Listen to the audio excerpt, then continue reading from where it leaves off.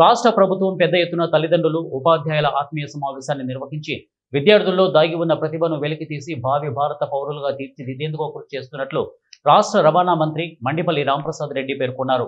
రాయచోటి నియోజకవర్గంలోని కె రామాపురం జిల్లా పరిషత్ ఉన్నత పాఠశాల ఆవరణలో తల్లిదండ్రులు ఉపాధ్యాయుల ఆత్మీయ సమావేశంలోనూ మంత్రి ముఖ్య అతిథిగా పాల్గొని జిల్లా కలెక్టర్ శ్రీధర్ చామకూరితో కలిసి జ్యోతి ప్రజ్వలన చేసి చిన్నారుల ప్రార్థనా గీతంతో కార్యక్రమాన్ని ప్రారంభించారు.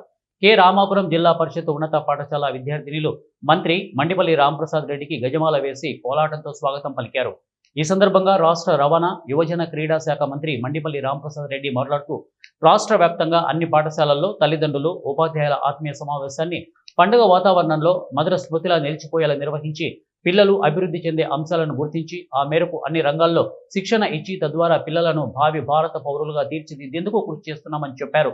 రాష్ట్ర ముఖ్యమంత్రి నారా చంద్రబాబు నాయుడు, హెచ్ఆర్డి మంత్రి నారా లోకేష్ ఆధ్వర్యంలో గత ఏడాది కాలంలో విద్యా వ్యవస్థలో ఉన్న లోపాలను ప్రక్షాళన చేయడంతో పాటు అనేక మార్పులు తీసుకొచ్చి ప్రైవేటు స్కూళ్లకు ధీటుగా ప్రభుత్వ పాఠశాలలను తీర్చిదిద్ది పిల్లల ఉజ్వల భవిష్యత్తుకు బంగారు బాటలు వేస్తున్నట్లు మంత్రి తెలిపారు. వాళ్ళు తల్లిదండ్రుల దృష్టికి తీసుకొని పోతే అలాగే తల్లిదండ్రులు కూడా పిల్లలు మానసికంగా శారీరకంగా వాళ్ళ ఎదుగుదల గురించి వాళ్ళ టీచర్స్తో మాట్లాడుకునే విధానాన్ని ముందు గత అనాది కాలంగా ప్రైవేట్ స్కూళ్ళల్లో వస్తూ ఉంటే దాన్ని కూడా ఈరోజు గవర్నమెంట్ పాఠశాలలో ప్రవేశపెట్టడం ఇది ఒక శుభ పరిణామం. సినిమా ఇది నిజ జీవితంలో పిల్లలు మన బిడ్డలే రేపు మన భవిష్యత్తు కాబట్టి తప్పకుండా భవిష్యత్తులో వాళ్ళు బాగుపడాలనుకుంటే ఏ విధమైన కార్యక్రమాలు చేపట్టాలో ఇలాంటి మీటింగ్స్ అటెండ్ అయితే తప్పకుండా వాళ్ళ జీవితాలపై కూడా మార్పు వస్తుంది. కాబట్టి ఇలాంటి కార్యక్రమాలు రేపు రాబోయే కాలంలో కూడా ప్రభుత్వాలు ఏర్పాటు చేసినప్పుడు మీ యొక్క సహాయ సహకారాలు ఉంటే ఎలాగా సక్సెస్ అవుతుందో ఈరోజు ఇక్కడ చూస్తున్నాం.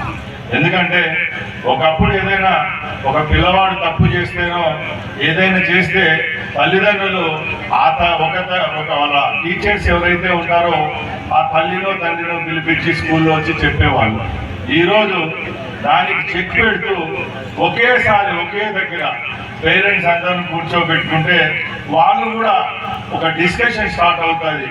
ఈరోజు మన బిడ్డలకు ఈ ప్రభుత్వాల ద్వారా ఏమేమి వసతులు అందుతున్నాయి, ఈరోజు మన పిల్లలు వేసుకునే బట్టల నుంచి వాళ్ళు వేసుకున్న షూస్ నుంచి అలాగే వాళ్ళు మోసే బ్యాగ్ వరకు ఎన్ని కేజీలు బ్యాగు ఎన్ని కేజీలు బుక్కులు వేసుకుంటే నాణ్యమైన బుక్కులు ఉంటే వాళ్ళ వెన్నెముక దెబ్బతింటారో అది కూడా ప్రభుత్వం క్షుణ్ణంగా పరీక్షించి ఒక కమిటీని వేసి ఈరోజు మన పిల్లలకి ఇచ్చిన బుక్కులోనైతే బ్యాగుల్లో కూడా సమూలమైన మార్పులు తీసుకొని రావడం జరిగింది. అలాగే ముఖ్యంగా ఎవరైతే ప్రైవేట్ స్కూల్